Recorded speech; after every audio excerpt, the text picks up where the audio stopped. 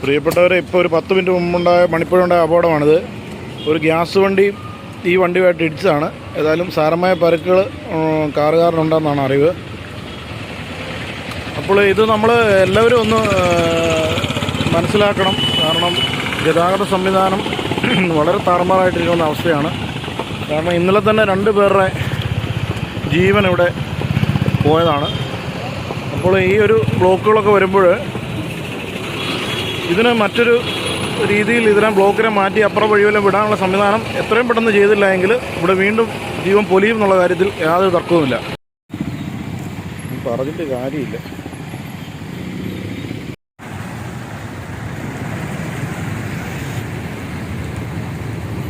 ഇതുവഴി വരുന്ന വണ്ടികൾ ഈരേക്കട വഴിയോ അങ്ങനെയുള്ള അപ്പുറത്തെ റോഡ് ബൈപ്പാസ് റോഡ് വഴിയോ തിരിച്ചു വിടാനുള്ള സംവിധാനം ഇവിടെ ചെയ്യുന്നില്ല എന്നുള്ളതാണ് ഇവിടുത്തെ ഒരു വലിയ പരാജയം.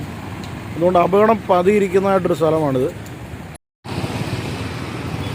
ഇതിപ്പം നമ്മുടെ മണിപ്പുഴയിലുണ്ടായ ഒരു അപകടമാണ്. കണ്ടോ, 2 ദിവസം മുമ്പ് 2 പേരുടെ മരണത്തിനിടയാക്കിയ ഒരു സംഭവം ഇവിടെ ഉണ്ടായി.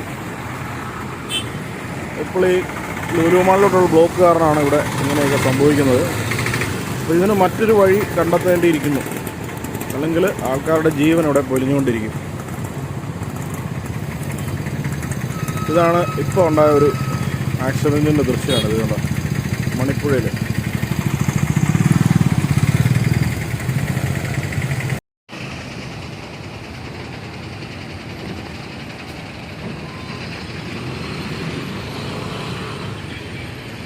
ഇപ്പം രാവിലെ 10 മണിക്കുള്ള ദൃശ്യങ്ങളാണിത്.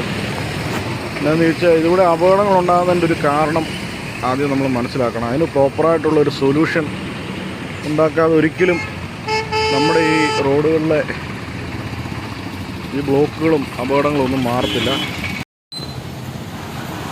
പ്രിയപ്പെട്ടവരെ, നമ്മുടെ കോട്ടയത്തെ മണിപ്പുഴ MC റോഡിലെ ഒരവസ്ഥയാണിത്. മൊത്തം ഇവിടെ ബ്ലോക്കാണ്. ലുലു മാളിലെ ഓഫർ ആരംഭിച്ചതുകൊണ്ടുള്ള ഒരു ബ്ലോക്കാണ്.